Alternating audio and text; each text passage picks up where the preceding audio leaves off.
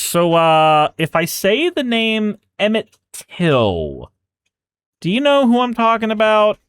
Because this racist piece of trash has some words in regards to Emmett Till. So let's go ahead and take a listen. What explains this idolatry? There's an obvious payoff for blacks. They love to tell us we're bad, bad, bad, and we can never do enough for them. Pay up, honky. But isn't it pathetic to nourish hatred by making a hero out of a boy who accomplished nothing in life but be killed? Aren't any blacks revolted by this?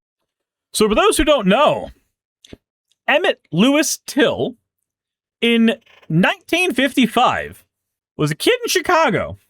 He was abducted, tortured, and lynched in Mississippi after an encounter with a white woman named Carolyn Bryant at a grocery store.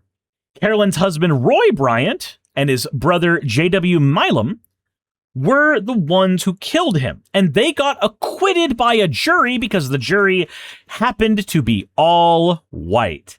And then, because of double jeopardy laws, never actually were able to get hit with the law hammer ever again.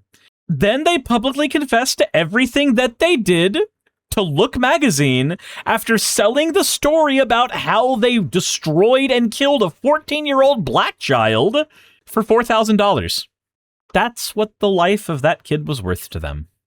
Now, there was an open casket funeral held after his murder, which is known to be one of the things that catalyzed the civil rights movement as we understand it today. The case has remained a touch point for people for a very, very long time for obvious fucking reasons. Because quite literally, the 14-year-old kid was killed, as far as we can tell, for flirting with the dude's wife. And that was enough to murder a child. And then selling the story afterwards. Because, you know, yay, I guess. Sakura says it should also be noted that reparations for slavery have never been paid, nor have reparations for neo-slavery, nor have reparations for continuing racism. But it's white people who are the real mental cases. I mean, you seem to be obsessed with a 14-year-old child. There's some mental words I would use for that one. The Till business was not the white man at its finest. Yeah. It was actually emblematic of a lot of fucking problems in society. But was it a colossal horror that condemns us all? If by us all you mean society at the time that it happened, yes. Yes. Like, that's how that works.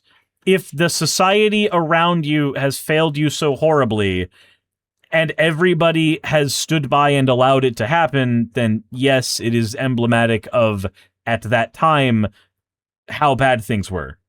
Yeah. Sakura says it right here. Emmett Till's murder was a symptom of a society-level problem. So, yes. By the way, I don't tend to hear many people today talk about Emmett Till. In fact, and maybe this is because I'm a little too white, but I had forgotten most parts of this story after learning about it in school. I had to actually sit down and do a refresher on this one to make sure that I had all of my information straight before I actually got on here, because it is a thing that I have not heard brought up so much, but apparently this guy hears it brought up a lot, somehow. My guy, you know that you're old enough to have been alive around the time that we had segregated water fountains? Hardly. No past horror, no matter how colossal, implicates any of us. This... So, on an individual level, hold on, that says Emmett Till's death is a still living memory thing. For some people, yes. For people who are in their 90s and 80s, that it is a still in living memory thing. So, repeat that last bit you said. I got distracted by my dog. It's way, way more fun to be around than you. No matter how colossal, implicates any of us. So, does it implicate any of us as an individual? Well, no. but we're talking about a systemic level society problem. So whether it implicates us as a group or us as individuals, it does implicate the United States government. It implicates the apparatus. That is the thing that it does do. That is the thing it implicated then, and the fact that reparations are still not a thing that has been paid afterwards is also emblematic of that now. Sarkar says, I mean, some people were born in the same year as Emmett Till and are still alive. Also, can I just say, it takes a very special kind of person to focus on this. The kind of person who I believe actually is implicated by this. Because the kind of person who says Emmett Till was a 14-year-old child who did nothing and accomplished nothing and just died. The kind of person who says that is a monster. I'm not even kidding you. Like, let's say, for instance, that this was your son or your daughter. Because if this was your son or your daughter, or, you know, whatever the fuck in between they might have been, Jared Taylor, if it were any of those people, guy with a mug that only a mother could hate, everybody else has much worse words for you, you'd be fuming. And you'd probably be fuming your entire life. And Emmett Till was somebody's friend, somebody's son, somebody's daughter, somebody's cousin, somebody's brother. Whether or not they accomplished anything in life is irrelevant. And the fact that you focused on that in any way, shape, or form, when the problem is that there was a 14-year-old victim who didn't fucking do anything wrong in this case, certainly not wrong enough to warrant their life being taken away, I think is very emblematic of who you are, my guy. So, Jared, you can finish your go-ahead. You can finish your thing. I want to see what else you have to say. And then we'll talk a little bit about Emmett Till. This foolishness is supposed to be about tackling the always unfinished work of racial equality. So, question. Is there a disproportionate amount of black people killed by the police? Yes. Is there a disproportionate amount of black people who are unable to accumulate generational wealth due to previously established redlining practices? Yes. Is there a disproportionate amount of media that began as black media that then got usurped and capitalized on by white people? Rock and roll exists, so yes. So, I think that you'll find that racism is one of those things that might actually be a long defeat style problem where we are always having to chip away at it in some form or fashion, because the only way to end racism is to kill every racist.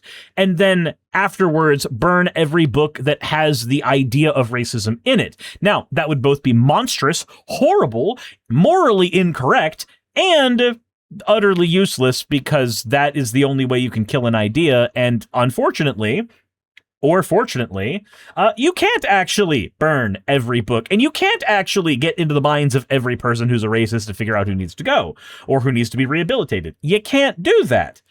It's one of the reasons why we shouldn't. Aside from the fact that, again, it's monstrous, immoral, and wrong to even consider doing such a thing. So racism is likely going to be a forever problem that we always have to chip away at in some way, shape, or form. And that's not something that I'm going to say is okay. That's not something I'm going to say is good. That's something that's just emblematic of how we as human beings tend to be scared of shit we don't understand. And you will always have people who grow up being unable to understand something.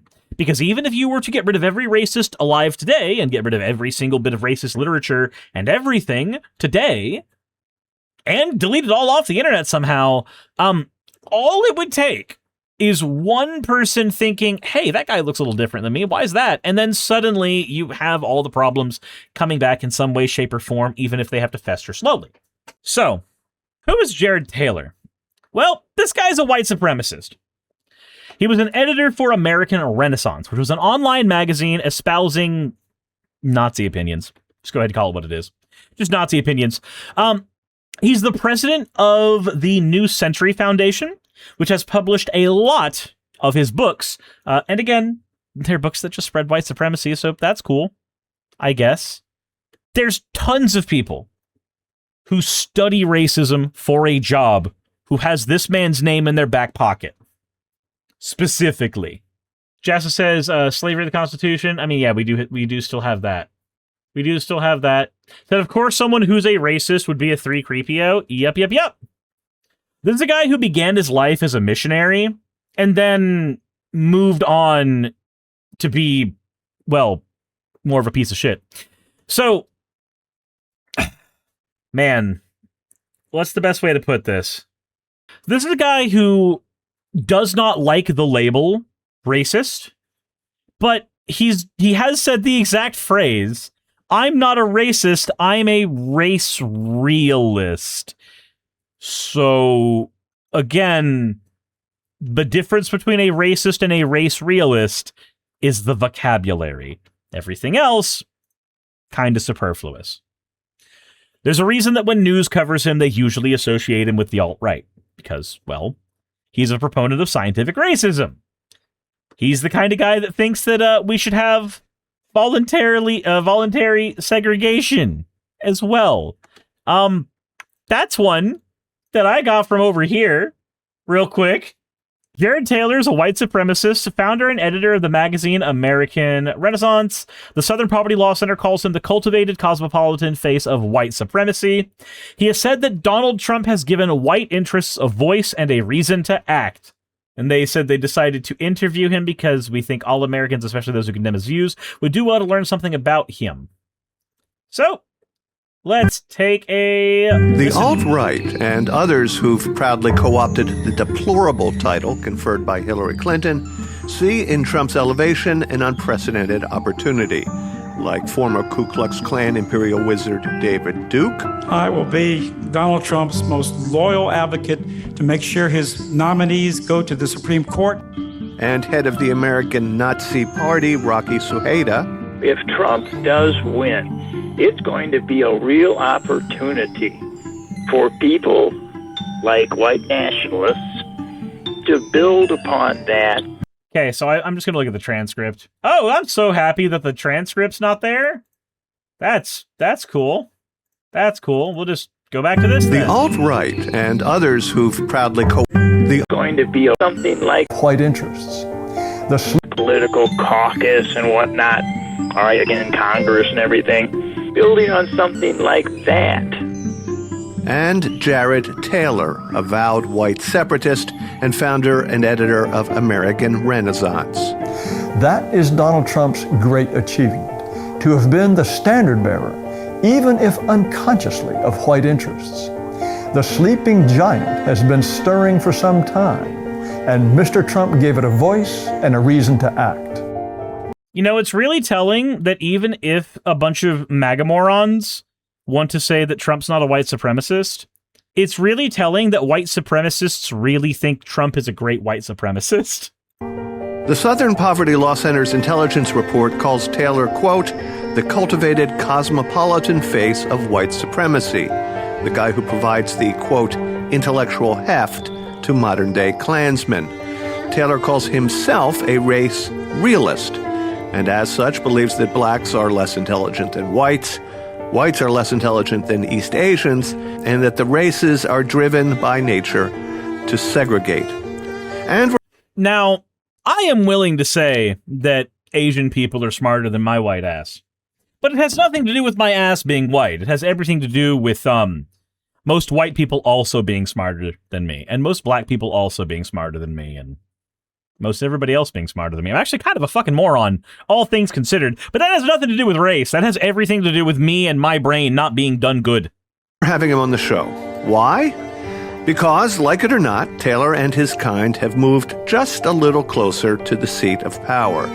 And so all Americans, especially those who are repulsed by the likes of him, would do well to learn something about his policy proposals. To know him is not to normalize him. Here's the interview. Do you now have, or expect to have, as a result of this election, a seat at the grown-up table in the Trump coalition? If invited, I will take my place, but I'm not holding my breath. I don't think Trump... If invited, I'll take my place.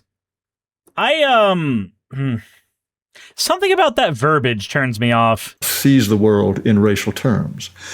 I think he has a basic sense of fairness, however. I got to tell you a story. Back in, I guess it was the early 90s, Sonny Bono was elected to Congress, and I spent the day with him on his day of swearing in and so forth. And while I was waiting for him in the foyer of his new congressional office, there was this other guy standing there, blue blazer, gray flannel pants, name badge on, and it finally dawned on me that the guy was from the National Rifle Association. And I said to him, well, what's the NRA doing here? And he said, this is a paraphrase, but it's pretty accurate, he said, I just wanted to remind the congressman who brought him to Washington. Now, you're a guest on this program because we responded to your press release, and I'm wondering, is that what your media availability is all about, reminding the president-elect who got him to Washington? Not necessarily. It is to point out a certain dynamic in this election, which is different from that of other elections. Again, if the white supremacist is the one telling you that things are uniquely different now and in their favor, you should probably listen to them, and you should probably ask the all-important question of why. For perhaps the first time, it seems that white people are voting the way every other group votes. In other words, they're voting in their own interests. What are white interests, by the way? Can any of you articulate that to me? I don't know what the fuck a white interest is. I don't. And maybe that makes me very stupid. And I actually agree with that, sentiment about myself. But I don't know what a white interest is compared to any other interest. I feel like the kinds of things that would come to my head as white interests, like boiled chicken, are not the things that come into Taylor's head. I'll take it for granted that blacks, Hispanics, Asians, they have legitimate group interests, and they can push for them as hard as they can. But as soon as you start asking, well, do white people have legitimate group interests? So you have to ask yourself, what legitimate group interests do the white people have? Can you articulate what those interests are? And if you can articulate what those interests are, then we can have a conversation. But if those interests are whatever the fuck, then we can't have that conversation, because I have no idea what the fuck we're talking about at that point. So that's why I say I want to know what the fuck a white interest is supposed to be in this case, because that will tell me whether or not it is something that I would like to advocate for. As a white person, supposedly, I'm supposed to advocate for the white interests, so let me know what the fuck they are. Well, then, no, you're a Nazi. You're a white supremacist. You're a very, very bad person. Right. So I'm going to go ahead and make this really simple for you. There's a thing called a power dynamic in basically everything, but specifically here about politics in the United States. And if you're a minority group, advocating for your interests as a minority group is an expected norm, because that minority group is more likely to have had those interests disrespected in the past. If you're a majority group, then you are more likely to have been in a position where your wants, your needs as a group have been met, and they've been met for quite a long time, and they've been probably met quite consistently across that time. There's a difference between advocacy on behalf of the majority versus advocacy on the behalf of the minority. As an example, if we make the world better for black people, does it make the world better for white people? Well, generally, yes. Getting rid of segregation made the world better for black people. It also made the world better for white people, in no uncertain terms. There's plenty of opportunities for friendship, for mating, for understanding, for diversifying our own skill sets, for consolidating good skill sets, that were all made possible by desegregating, ignoring all the moral reasons to desegregate. White people benefit from that, a fuck ton. But if you try to go with let's talk about things that benefit white people, the people who say that usually are going to ask for things like segregation, which undoes all of that and just creates more us versus them. There's a difference between how these things operate and how they manifest. And I think many white voters react at a... Do you guys feel like he says white the way he does on purpose? Do you think Stewie Griffin would be angry at how he pronounces white? Like, I've only ever heard white pronounced that way by people who are deliberately trying to take the piss, or people who have deliberately taken the piss so much that now when they say white, it comes out like they're taking the fucking piss. And they can't control it anymore. Visceral level to policies that are in the interests of whites, and that's absolutely as it should be. In terms of your goals as a movement, what would you like to see happen next? I mean, a roundup of undocumented Mexicans, a bar against Muslim immigration. Those are two ideas that Trump campaigned on. Those are very important steps. But to me, the ultimate goal is to... Wait, hold on. Say that again? Bar against Muslim immigration. Those are, as a movement, what would you like to see happen next? I mean, a roundup of undocumented Mexicans, a bar against Muslim immigration. Those are two... So, ban people from the religion I don't like and round up the brown people. Ideas that Trump campaigned on.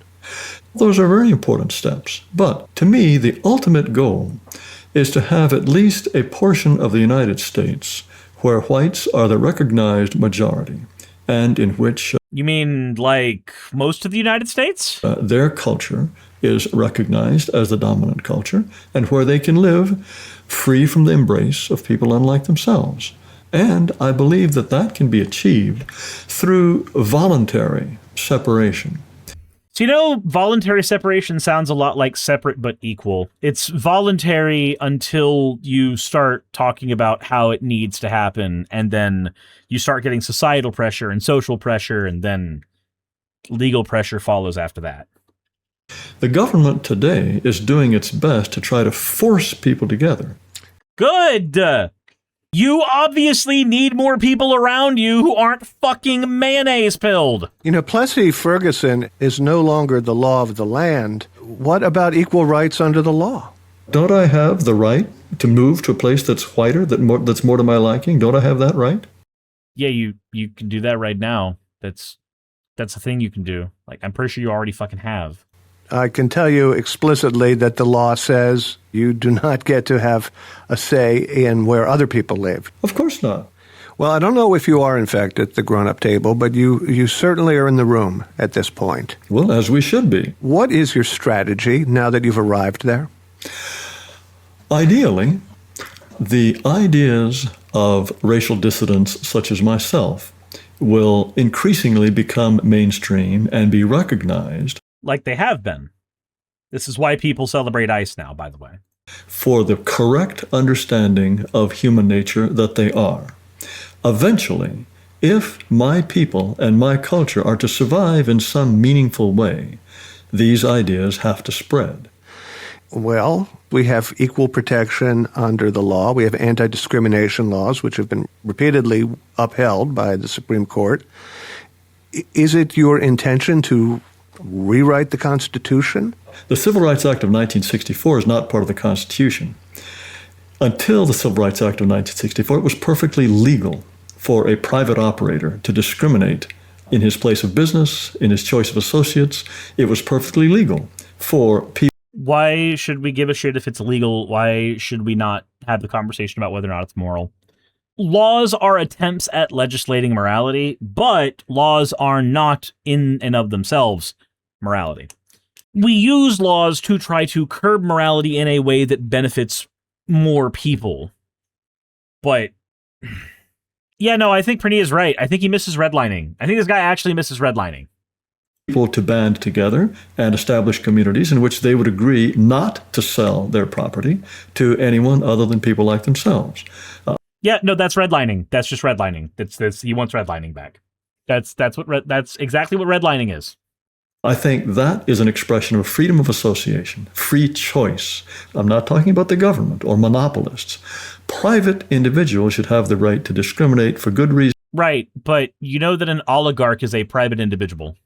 Soccer says that's worse than redlining, that's sundown town territory. Yes, you're right. That is how you create sundown towns first.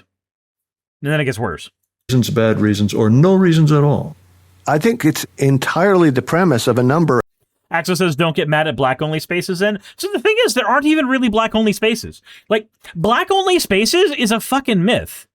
As somebody who grew up in a black neighborhood, as somebody who has gone to a lot of areas that are like places of business in inner city places, the idea, so what about black churches? I grew up going to a fucking black church. You know what happens when you're the white guy in the black church? You get invited to a potluck. The term black church is literally just, there are more black people here and it is located in a place that has more black people.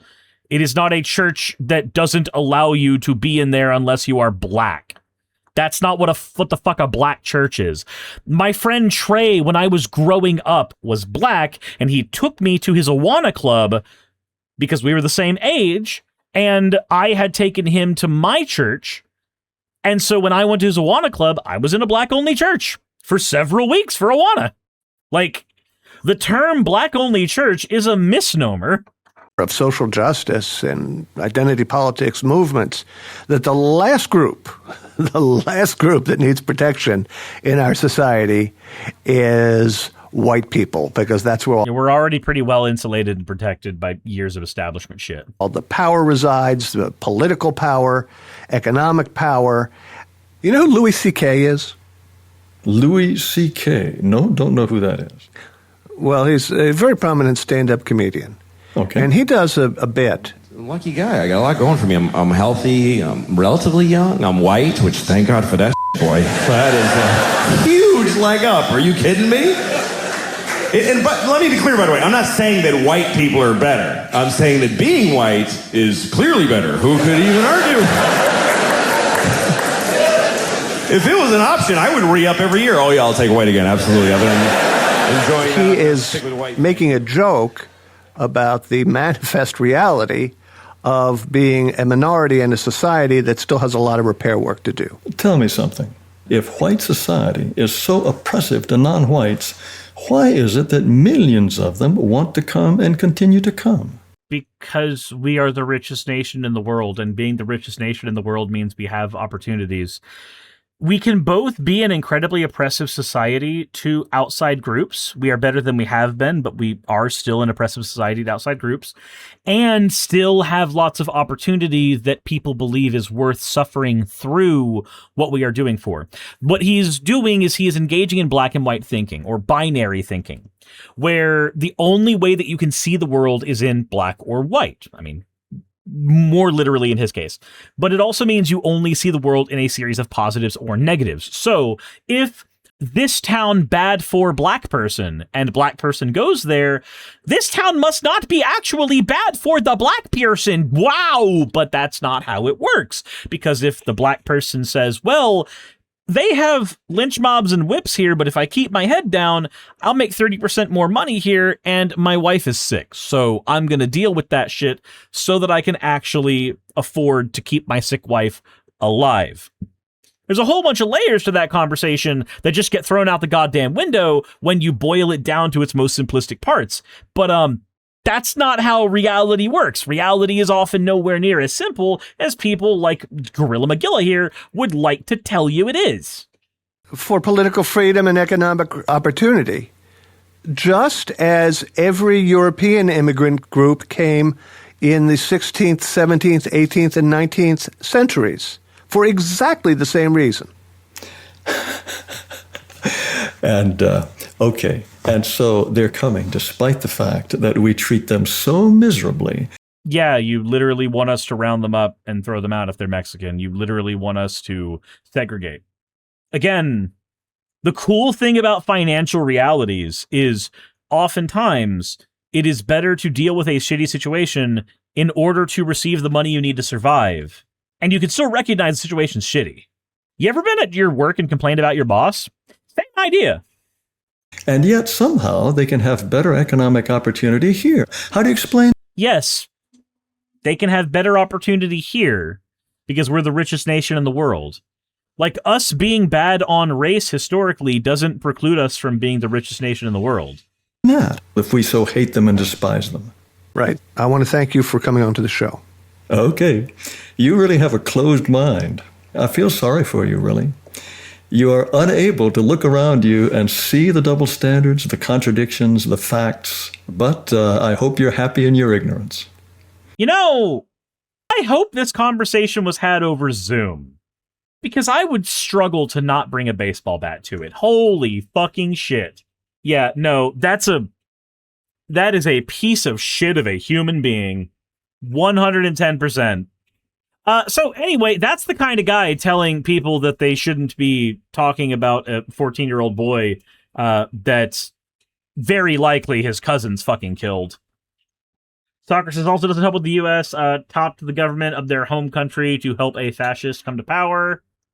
Raka says, what I get in 3 months is what an American gets with minimum wage monthly. Yeah, again, there's plenty of reasons for people to choose America because of the financial incentives that exist within America, because sometimes they are better than countries that are better on race. Let me know what y'all's thoughts are in the comment section on this one. I'm going to go hurl. Hey, you made it to the end. I want to give an extra thanks to the patrons who allow me to do this full time. I want to thank Aaron Rail, Astral, Britzkrieg, Jemshin, Poundini, Red Joker, Victoria, Jonas, Craig, Tarika, Fireshard, Smiling GM, John, Dren Hadamada, Creeper, Sagitt, you know I'm not saying that last part, Sylvie Snow, Valis of Seraph, Ottoman Angel, Rooster Rachel, and Fire Panda, who are all my $20 and up patrons.